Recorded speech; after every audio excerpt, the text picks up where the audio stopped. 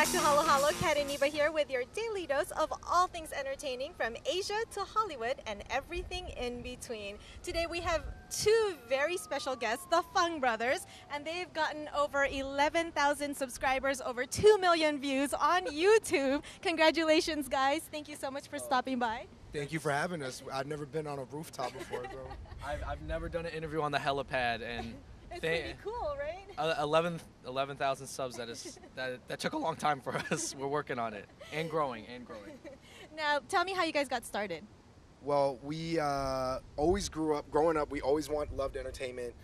We always were performing at like talent shows around school or just like rapping at ciphers during lunchtime or freestyle battles. But you never think growing up that it's a realistic path for Asians. Right. But then recently, new technology like YouTube has sort of opened the market up. So you can kind of go direct to your consumer. You don't have to go through the traditional paths that were kind of blocked.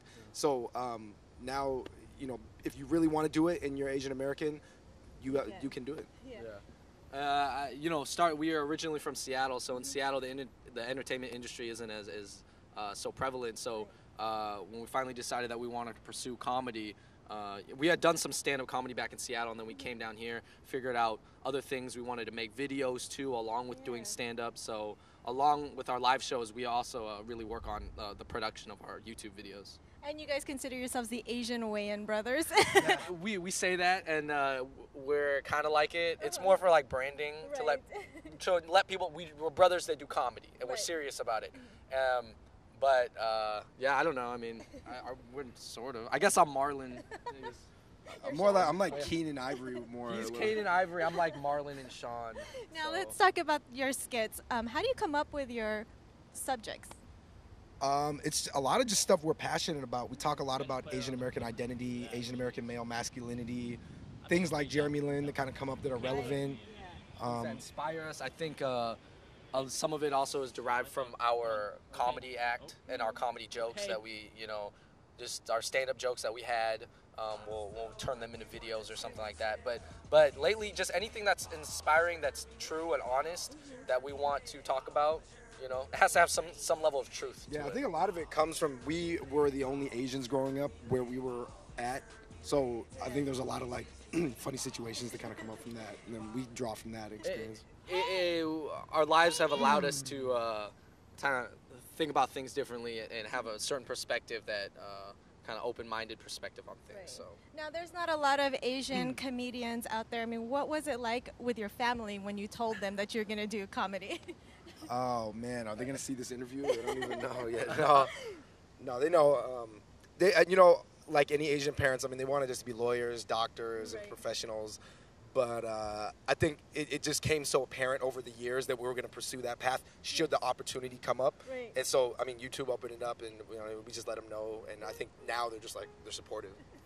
I think it's funny because traditionally in China, comedians are kind of seen as like clowns and like jesters.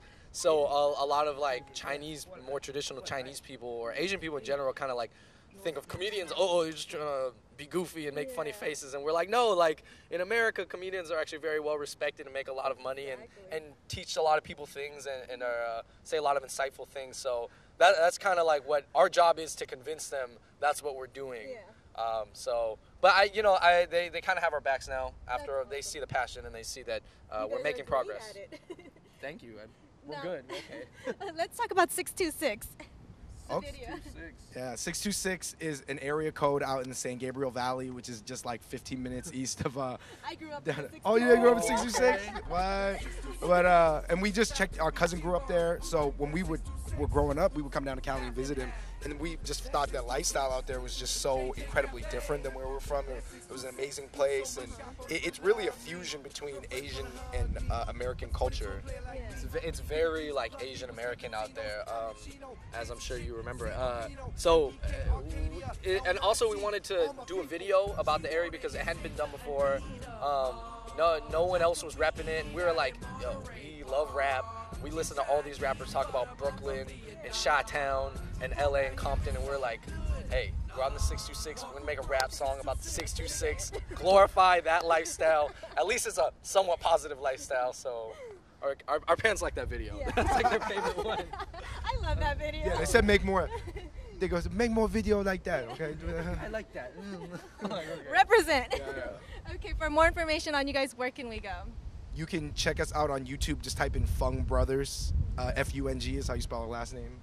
YouTube channel is Fung Bros Comedy, but just Google Fung Brothers and hit us up on Twitter, David B. Fung, Andrew J. Fung, and we'll just be around LA. I don't know. You haven't heard The Last of Us or the 626. And for more of the Fung Brothers, you can check them out on Facebook, Twitter, and YouTube. And here is more from the Fung Brothers with their video 626. So what, we hang out. So what, we drink tea. We just eating good in the SGV. So what, we eat late. That's how it's supposed to be. 626, young, wild, and free.